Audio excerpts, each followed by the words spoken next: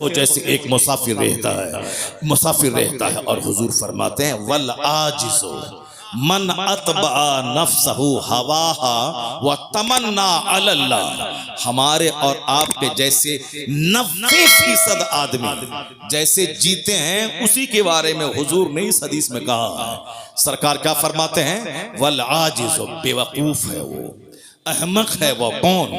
मन अतबा नफ्सहु हवाहा, जो ख्वाहिशात नफ्स की पैरवी करे, जो अपने नफ्स की ख्वाहिशात, ये खाओ ठीक है, ये चाउमीन खाओ, बर्गर खाओ, ताड़ी पियो, शराब पियो, बराबर मोबाइल चलाओ, ये खाओ वो खाओ, या जो खाओ सब खाओ, नमाज साहब शराब पियो, सूद खाओ, जुआ खेलो, मस्ती करो, अपनी खूबसूरत बीवी को छोड़कर किसी साहब दलित की किसी काली कलोटी साहब डाइन औरत के पीछे पागल हो जाओ, अपनी खूबसूरत बीवी को छोड़ करके ज़िना के लिए साहब मुसहरों और गरीबों के मोहल्ले में जाके उनकी बहू बेटी को सुनते रहो। बड़े बड़े अरबपति खूबसूरत बीवी को छोड़ के मजदूरी करने वाली, खेत में जो नापाक रहने वाली, काली कलोटी गंदा रहने वाली, उस औरतों के पीछे पागल रहता है और घर में अपनी खूबसूरत हूर जैसी बीवी से लड़ाई करता है, उसको गाली देता है, मारता है, उसको बाप के घर भेज देता है, और हमेशा नापाक रहने वाली भोंडी और साहब जिद्दी और काली कलोटी भूतनी चोड़ेल के पीछे पागल रहता है। बेशुमार लोगों की कहानियां समाज के अंदर मौजूद हैं। क्या क्या कहा? ये नफ्स की पैरवी करे, वह तमन्ना अल्लाह, और उम्मीद लगा के बैठे कि अल्लाह जन्नत दे देगा, वह तमन्ना अल्लाह, और उम्मीद लगा के बैठे कि अल्लाह जन्नत दे देगा। ये हदीस पाक अगर दिल से पढ़ोगे तो सीना फट जाएगा, अगर दिल से पढ़ोगे तो सीना फट जाएगा। ये लड़का एक तमाचा मारेंगे, चेहरा लाल कर देंगे, बदतमीज कहेगा। बाप तो नात सुन के भाग गया, तुम क्यों बैठा हुआ है? भागो घर में। जिसको तकरीर सुनना था तो वह भाग गया नात सुनने के बाद। नात सुनने के लिए आया था, कव्वाली सुनने के लिए आया था, भाग गया। अब हदीस कौन सुनेगा? ये बंदर जो हंस रहा, बताइए, ये सामने हंस रहा, ये हंसने वाला बच्चा बैठा हुआ। अब बाप इसका नात सुन के भाग गया। अब सुबह उठेगा, कल कोदाल पसनी लेगा और कमाने के लिए दिन भर चला जाएगा, दिन भर मारे मारे फिरेगा, और 2 रुपया कमाएगा, बोलेगा हमसे बड़ा कोई नहीं। एक छोटा सा घर बना लेगा, बोलेगा हमसे बड़ा कोई नहीं। एक छोटी सी स्विफ्ट खरीद लेगा, बोलेगा हमसे बड़ा कोई नहीं। लता मंगेशकर के पास करोड़ों की कार थी, खरबों का बंगला उसका बंबई में मौजूद है, लेकिन वह बोली थी मन नहीं लगता है दिल दुनिया में। I like to leave this world, मैं इस दुनिया को छोड़ना चाहती हूँ। द टाइम्स ऑफ इंडिया अखबार में उसकी इंटरव्यू छपा था उसका, और उसमें वो बोलती कितना गाने सुनूं, कितने अपने घर के सरो सामान को देखूं, सजाऊं, उलट पुलट करूं, ये फूल का गमला उधर, उसका गमला इधर, दिन भर क्या करूं, पैसों की कोई नहीं तो है नहीं, करोड़ों के जेवर, कभी अमेरिका, कभी यूरोप, कभी नॉर्वे, कभी फ्रांस, कभी जर्मनी, कभी कनाडा, कभी थाईलैंड की राजधानी बैंकॉक, कभी मलेशिया, कभी इंडोनेशिया, कहाँ नहीं घूमी वो औरत। बुलबुले हिंद कहलाती थी, लेकिन वो बोली कि जिंदगी में अब मजा नहीं है, मैं मरना चाहती हूँ। चार्ली चैपलिन, जिंदगी में मजा नहीं है, अब मैं रोना चाहता हूँ। और तुम स्विफ्ट, गुटखा और सिगरेट और छोटा सा बगैर प्लास्टर के घर लेकर के तुम मजा लेना चाहते हो, कैसे मजा मिलेगा? वहां खरबों में खेलने वाला तो मरना चाहता है, वहां खरबों में खेलने वाली मरना चाहती है। तो अब तुम्हारा अकीदा रोशन हो रहा है, तुम्हारे कुरान का पैगाम सर चढ़ के बोल रहा है। क्या बोल रहा है कि दुनिया ने तो सोचा था फैक्ट्री डालूंगा मजा मिल जाएगा, बंबई में घर बनाऊंगा मजा मिल जाएगा, लंदन घूमूंगा मजा मिल जाएगा। अरे अल्लाह ने मजा लंदन घूमने में रखा ही नहीं है, न सोफा में, न गद्दा में, न इनोवा में, न फॉर्च्यूनर में, न जागवार कंपनी की 10 करोड़ की कार में, न बंबई के 100 मंजिला मकान में, न बुर्ज खलीफा दुबई में, न अमेरिका के साथ व्हाइट हाउस में। तो सुकून है कहां? इंजीनियर जहर खा के मर रहा है, वो डॉक्टर कलकत्ता का देखा अब वो जेल में सड़ेगा, फांसी की सजा उसको होगी, अरबों में खेलने वाला, मगर वही ख्वाहिशात की गुलामी ने तबाह किया। पता ये चला कि सुकून न डॉक्टर बनने में है, न इंजीनियर बनने में है, न अमेरिका घूमने में है, न मकान बनाने में है, न 50 कपड़ा डेली चेंज करने में है। तो सुकून है कहां? अल्लाह अला बिज़िक्रिल्लाह तत्मइन्नुल कुलूब। कुरान कहता जान ले जहां इबादत है वहां सुकून है, जहां जिक्र है वहां सुकून है। ये दिलों को सुकून अल्लाह की याद ही में मिल सकता है। नारे तकबीर, नारे रिसालत, मसलके आला हजरत। सुभान अल्लाह, सुभान अल्लाह। अला बिज़िक्रिल्लाह तत्मइन्नुल कुलूब। आज सबको दिल की बीमारी लगी हुई है। क्यों? इस दिल में अल्लाह की याद के अलावा सब कुछ है। इस दिल में बीवी है, बच्चा है, शादी है, बियाह है, इस दिल में सब कुछ है। अल्लाह ही नहीं है जो हमारा हकीकी मालिक, हमारा खालिक, हमें मारने वाला, हयात देने वाला, जन्नत देने वाला, रोजी देने वाला है। वो अल्लाह की मोहब्बत ही दिल में नहीं है। मर्द को रहना चाहिए जलसे में, तो वहां वो बैठी हुई है। वो सब बताइए, जिसको गप करने से फुर्सत नहीं है वो बैठी हुई है। वो भी बोलती है कि फला शायर को बुलाइए और शायर को ये बोलो कि फला नात पढ़े। एक औरत आप लोगों से बोली कि मौलाना साहब आ रहे हैं, इनकी तकरीर हम सुनते हैं नेट में, और उनको बोलिए कि वो हदीस पाक पढ़े जो वहां पढ़े थे। किसी को बोला? नहीं बोला। लेकिन वो उसमें से बहुत सारी हैं जो आपको बोली होगी। बोले कि मैं हुजूर आपको देखना चाहता हूँ, ये कलाम पढ़वाइएगा। ये उनको बोलना हुजूर मैं आपको देखना चाहता हूँ, हुजूर मैं मदीना जाना चाहता हूँ, हुजूर ये उसको बोलिएगा कि वो जो है फला शेर पढ़े, फला नात पढ़े। बताइए, हदीस के बारे में कोई सवाल नहीं, कुरान शरीफ की आयतों के बारे में कोई फरमाइश नहीं है, वो नात के बारे में फरमाइश है। तो ये नात सुनने वाली तो यहाँ बैठी हुई क्यों है? जाओ घर जाओ।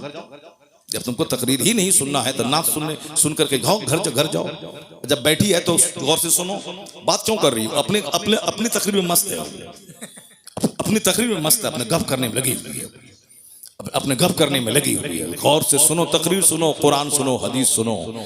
और अगर एक औरत पढ़ लिख ली, गांधी जी ने तो आज कहा था, give me a good mother, I will give you good society. तुम मुझे एक अच्छी माँ दे दो, मैं तुझे एक अच्छा समाज दे दूंगा। क्योंकि माँ की गोद में समाज पलता है। गांधी जी ने आज कहा था, मगर मेरे पैगंबर ने 1400 साल पहले कहा था, तलबुल इल्म फरीज़तुन अला कुल्ले मुस्लिमी व मुस्लिमा। हर मुसलमान मर्द और औरत पे इल्म हासिल करना फर्ज है। औरत अगर इल्म हासिल कर ली तो माँ की गोद बच्चों का पहला स्कूल। बाप चाहे जहां रहे, जिस माँ की जबान नफीस होगी उसके बच्चों की जबान भी नफीस होगी। और अगर कोई बच्चा गसीला हो, बच्चा जिद्दी हो, बच्चा बदअखलाक हो, तो समझ लें कि उसमें 50 नहीं 90% हाथ उसकी माँ का होता है। अगर बच्चे की जबान अगर गलत है तो माँ का रोल है। इसको सिर्फ सजने संवरने और साहब शादी ब्याह के दिन नया जेवर का मुतालबा करने से फुर्सत ही नहीं है। इसको क्या बच्चों की तरबियत करेगी? बच्चे कैसे बोले, बच्चे कैसे पढ़े? शहर में एक अच्छी औरत का बच्चा वो कभी नहीं बोलता है कि आसान हो रहा, वो कभी नहीं बोलेगा कि दाल बहुत पतला है, नहीं बोलेगा। क्योंकि माँ कभी नहीं बोलती है कि अजान हो रहा है, माँ हमेशा कहती है अजान हो रही है। माँ हमेशा बोलती है कि दाल पतली है, रोटी अच्छी है, चावल अच्छा नहीं है। तो अब माँ की बात को बच्चा माँ की गोद से सुन कर अनकंसस लाशऊर में उसको स्टोर करता है। और जब उसकी जबान पे बोली खुलती है तो वही बोली निकलती है जो माँ से सुन करके यहाँ अनकंसस में था, वही वहां से निकलते हुए शऊर की जबान पे वही जुमले आ जाते हैं। इसलिए शादी ब्याह में कार मोटर कार देखने वाला अच्छी बीवी का सिलेक्शन करो, दौलत को तलाक दे दो, सिर्फ अच्छी औरत चाहिए जिसकी जबान अच्छी हो, जिसका अखलाक अच्छा हो, जिसका किरदार अच्छा हो, जिसका वेशभूषा अच्छा हो, जो अपनी जिंदगी को 10 मर्दों की गोद में झुलाने वाली ना हो, जो अपनी जिंदगी की सुरक्षा करने वाली हो, जिनका आंख शौहर की अमानत, जिसकी जबान शौहर की अमानत, जिसका जिस्म शौहर की अमानत, और अपने बच्चों को पालने की खातिर अपनी जिंदगी की हिफाजत करे। अगर दागदार जमीन होगी कभी अच्छी फसल नहीं पैदा होगी, और जो जमीन जरखेज होगी जबरदस्त फसल पैदा करेगी। ये माँ है, माँ का पेट जमीन का काम करता है, बाप उसमें बीज डालता है। अगर बीज नाकारा हो तो भी फसल नाकारा, और जमीन अगर जली हुई, सड़ी हुई, गंदी और बंजर जमीन हो, उससे कभी कोई अच्छी फसल की उम्मीद नहीं कर सकता है।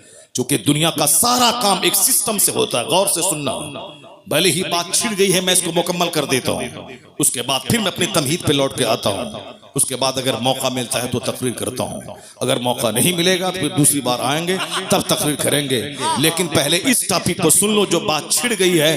मेरी माँ बहन भी गौर से सुन ले, गौर से सुने मेरी बात, और इसको हवाई बात समझ करके ना, बल्कि दिल में जगह दे रहे, उसको अपनी जिंदगी में उतारने की कोशिश करे, और समझ लें कि तकरीर नाचने का नाम नहीं है, तकरीर हाथ नचाने का नाम नहीं है, तकरीर कुर्सी तोड़ने का नाम नहीं है। तकरीर है कुरान हदीस का मीठा पैगाम दिल में उतार देने का, जो आदमी की सोच बदल दे, जो आदमी की आंखों को इस काबिल बना दे कि आंख किसी लड़की की मोहब्बत में ना रोए, खालिके कायनात की मोहब्बत में रोने वाली बन जाए। ये आंख दुनिया की मोहब्बत में ना रोए, मुस्तफा की मोहब्बत में रोने वाली बन जाए। ये जबान गाने के लिए ना हो, बल्कि जबान अल्लाह रसूल के जिक्र के लिए वक्फ हो जाए। तकरीर वो है जो हमारे दिल की दुनिया बदल दे, जो हमारी सोच बदल दे, जो हमारे जीने, हमारी जिंदगी में यू टर्न ले आए।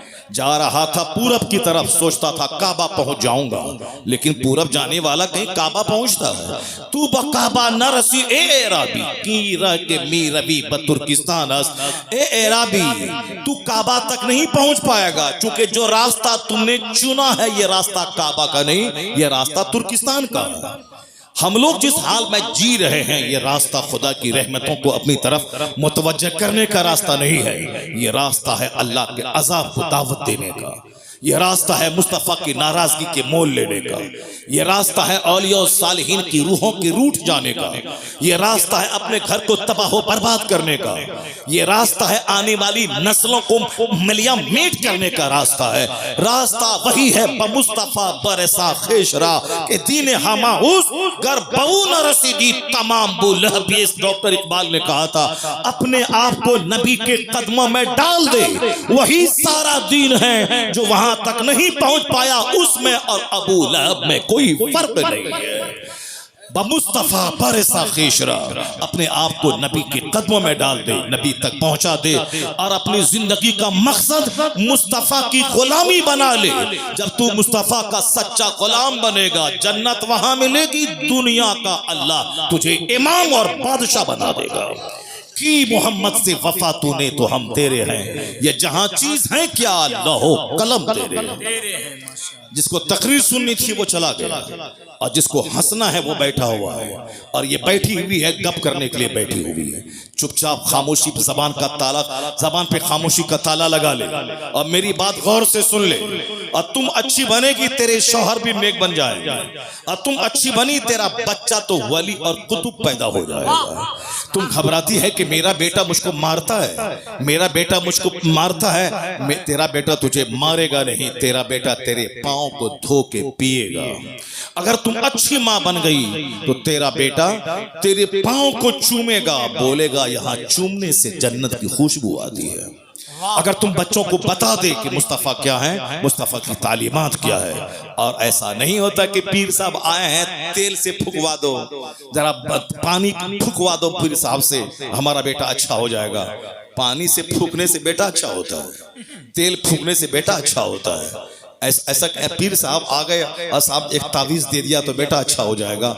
जो भरम में जी रहे हो इस भरम को हटा दो।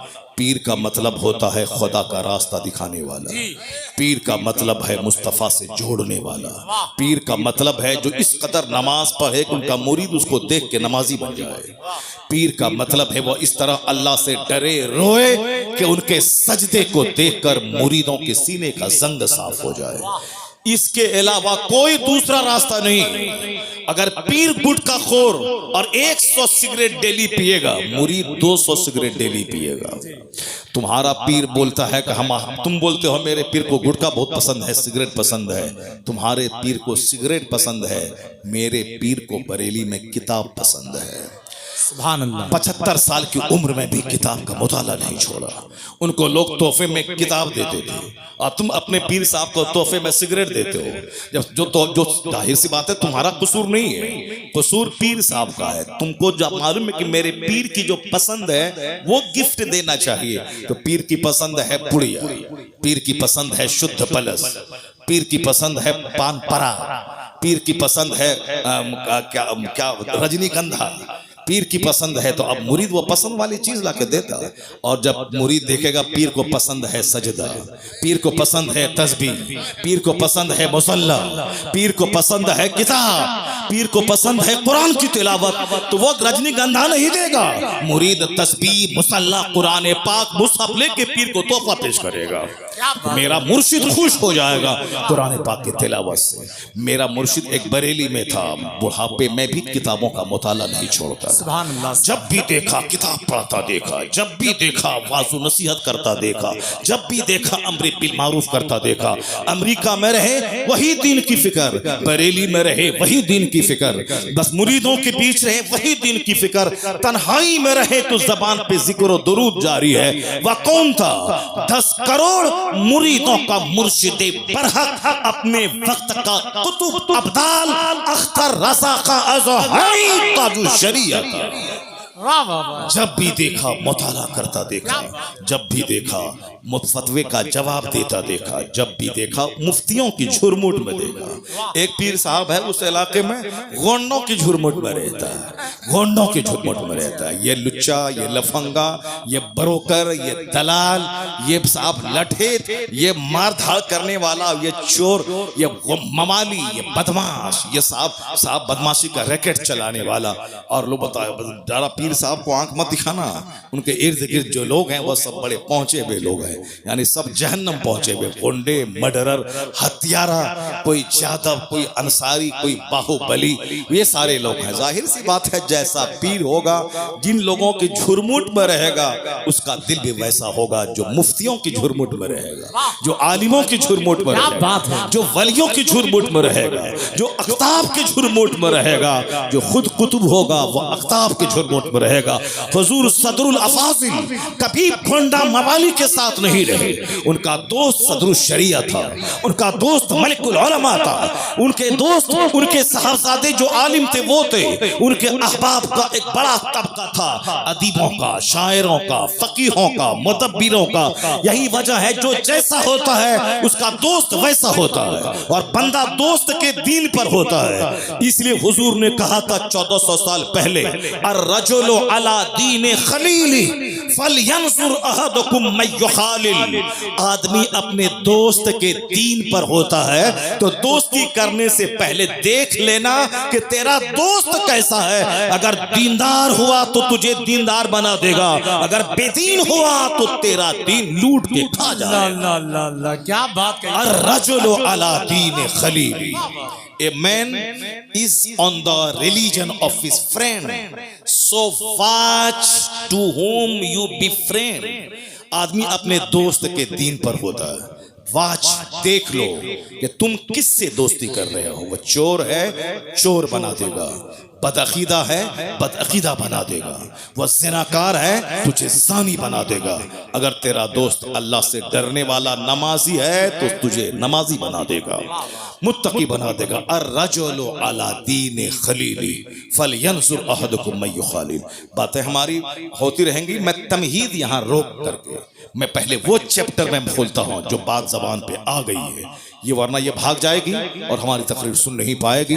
और इसलिए चुपचाप रहो और तकरीर मेरी गौर से सुनो, और जहां तक मेरी आवाज पहुंच रही, मेरी सारी माँ, सारी बहन, सारी बेटियां वह गौर से इस चैप्टर को सुने। अक्सर व बेशतर मैं इस चैप्टर को रिपीट करता हूं। मैं खिताबत इसलिए नहीं करता हूं कि 100 तकरीर 100 टॉपिक पे हो, नहीं, मैं सिर्फ एक टॉपिक पे तकरीर करना चाहता हूं कि हर महफिल में अगर 5 बंदा जन्नती बन जाए तो मेरा पसीना बहाने की मेहनत वसूल हो जाए। माशाअल्लाह। इसलिए मेरी तमन्ना इस पे रहती। मैं नहीं समझता कि साहब मेरी हर तकरीर में बात जुमले बाज हदीस का रिपीटेशन होता है, उससे कोई बहस नहीं। बार बार बोलने से आदमी के दिल में असर होता है, बार बार बोलने से। जब रस्सी कुआं पर बार बार आगे पीछे जाती है तो उस पत्थर में भी निशान पड़ जाता है।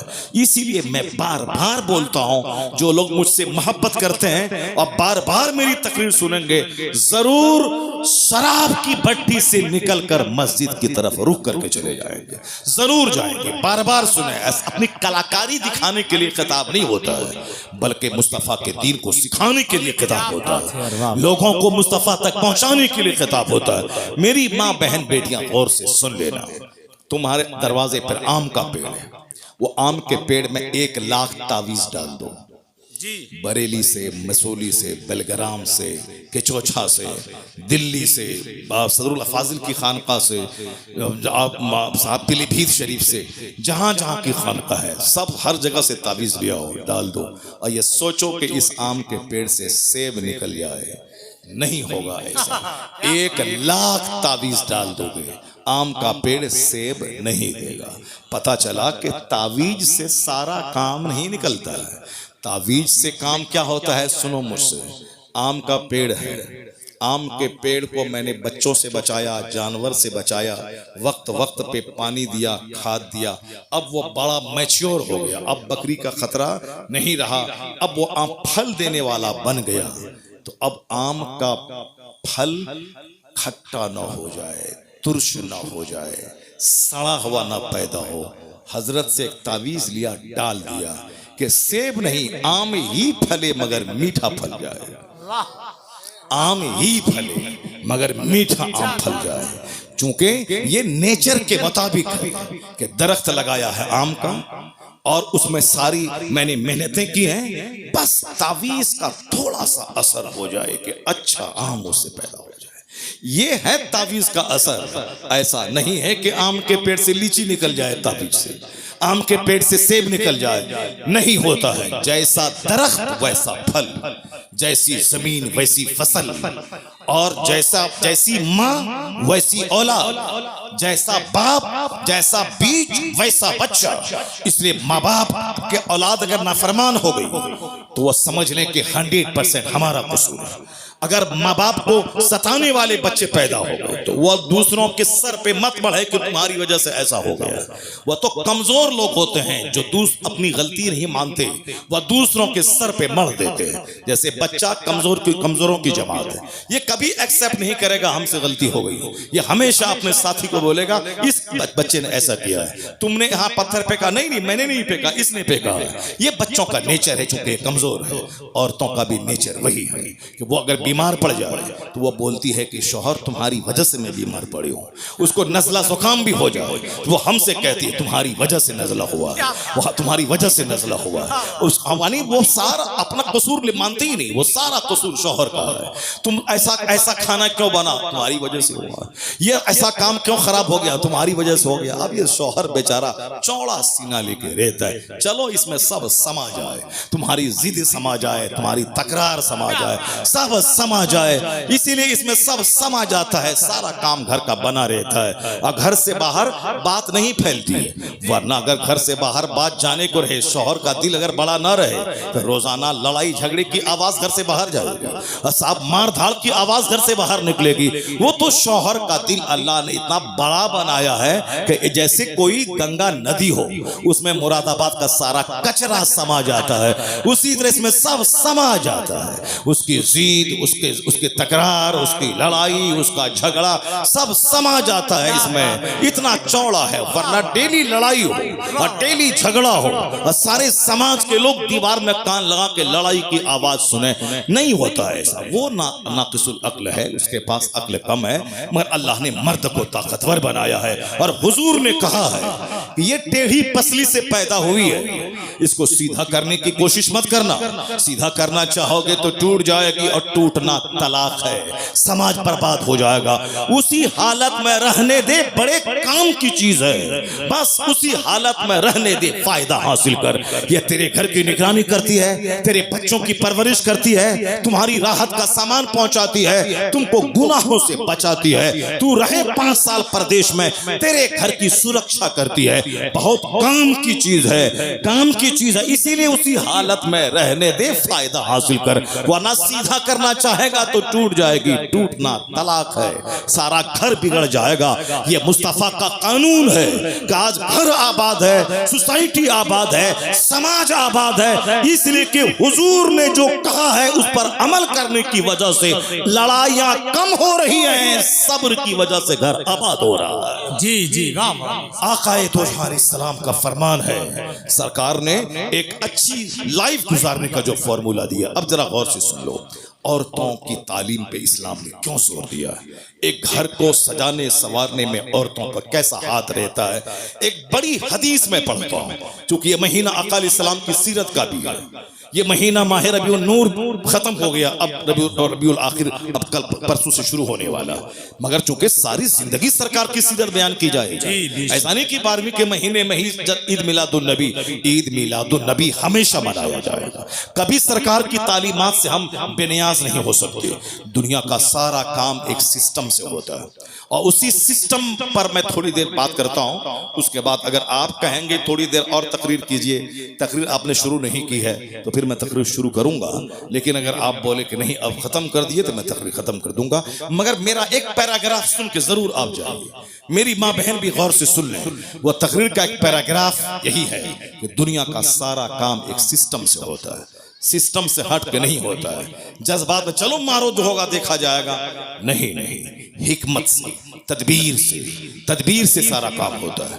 अल्लाह ने आसमान बनाया बगैर खंबे के खड़ा है। अल्लाह ने इस जमीन को समंदर पानी पे बनाया, ये जमीन में को करार हो उसके लिए अल्लाह ने पहाड़ का खूंटा बनाया ताकि जमीन हिले नहीं, एक सिस्टम है। अल्लाह ने सूरज बनाया ताकि सारी जमीन रोशन हो। अल्लाह ने रात में सूरज के छुपाने के बाद चांद दिया है ताकि लोगों का वहशत से सीना फट न जाए। ये सारा एक सिस्टम है।